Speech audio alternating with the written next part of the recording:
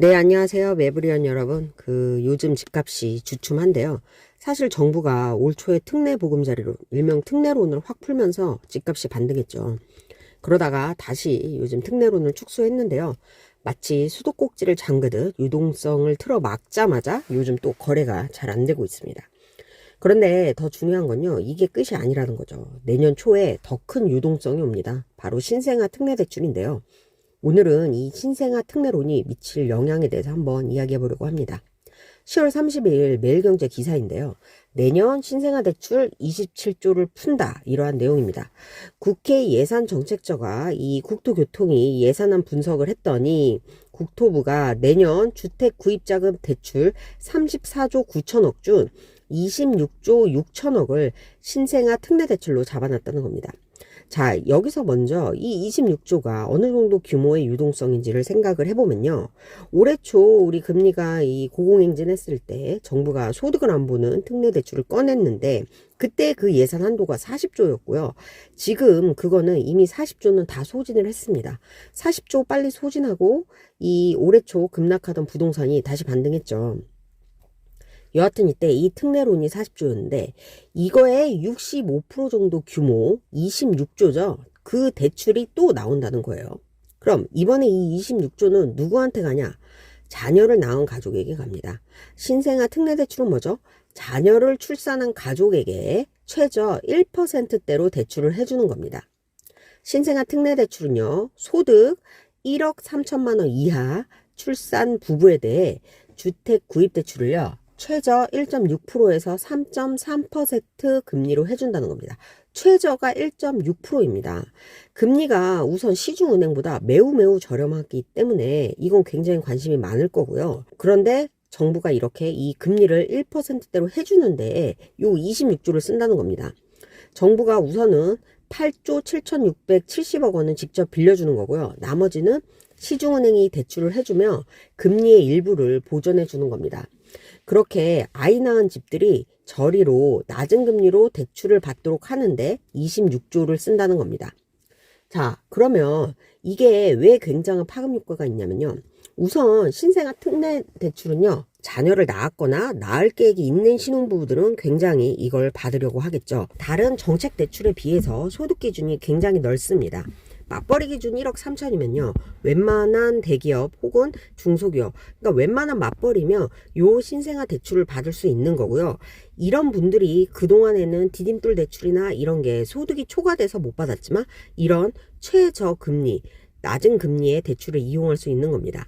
금리가 지금 이게 너무 낮잖아요. 정부가 시중금리보다 1에서 3%포인트 저렴한 그런 연 1.6%에서 3.3% 금리를 적용한다고 하니까 당연히 이 금리를 받으려고 하겠죠.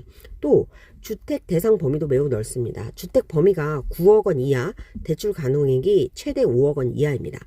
이런 저리의 금리로 해주는 게 디딤돌 대출 있지 않냐 이렇게 생각하실 수 있는데요. 그런데 디딤돌 대출은요. 부부 합산 연소득 8,500만 원 이하입니다. 즉 원래는 7천만 원 이하였는데 이것도 거의 뭐 받을 수 있는 사람이 없다고 해서 정부가 이번에 소득 기준을 좀 8,500만 원으로 올려줬죠. 근데 그렇다 하더라도 신생아 대출은 맞벌이 1억 3천만 원까지 되니까 이 8,500보다 또 소득 초과로 대상이 안 됐던 부분도 이런 신생아 대출을 받을 수 있으니까 당연히 신생아 대출을 많은 사람들이 관심이 있을 거라는 거고요. 또 디딤돌 대출보다도요 받을 수 있는 주택 대상도 큽니다. 디딤돌은 6억 원 이하에 대출액이 4억 이하인데요. 신생아 대출은 9억 원 이하까지 주택까지 되니까요. 서울이나 수도권에 집 사려는 신혼부부들은 당연히 신생아 대출을 많이 기다리겠죠.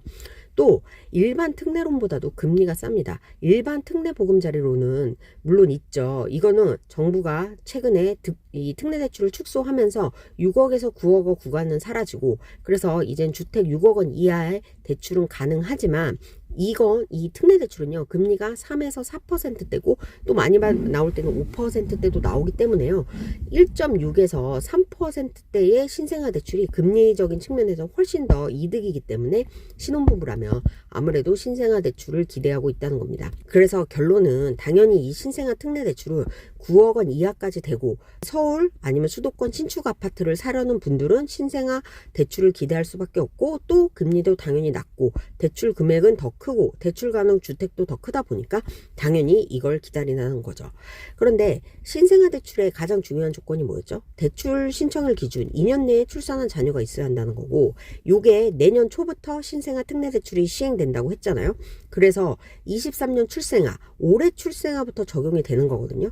대출 신청 시점 기준으로 2년 이내에 출생한 자녀가 있는 집이 신생아 특례 대출이 되는 건데요. 올해 출생아가 물론 20만 명이 깨질 거라고는 하지만 대략 요즘 한 해에 20만 명 정도의 신생아가 태어납니다. 그러면 2023년 20만 명, 2024년 20만 명이 태어난다면 대략 40만 명의 신생아가 태어난다는 거예요.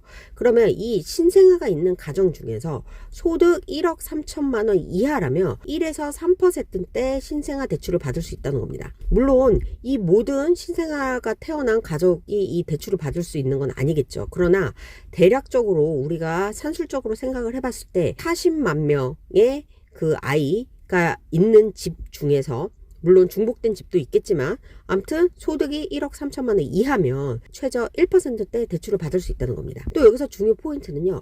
유주택자여도 대환용으로 받을 수 있다는 겁니다.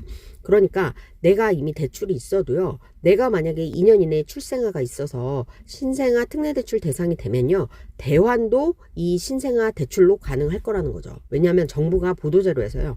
대환도 가능하도록 검토를 하겠다고 밝혔습니다. 여기서 주의해야 될 점은요. 신생아 특례 대출 금리는 5년간만 적용됩니다. 신생아 한 명당 5년이니까 만약에 내가 2%대 금리를 적용받았으면 그게 딱 5년, 2% 금리가 5년 적용되고 또 만약에 그 사이에 아이를 한 명 더 낳았으면 10년, 5년 해서 10년이 적용되는 겁니다. 그래서 그 부분은 좀 유의를 해주셔야 되고요.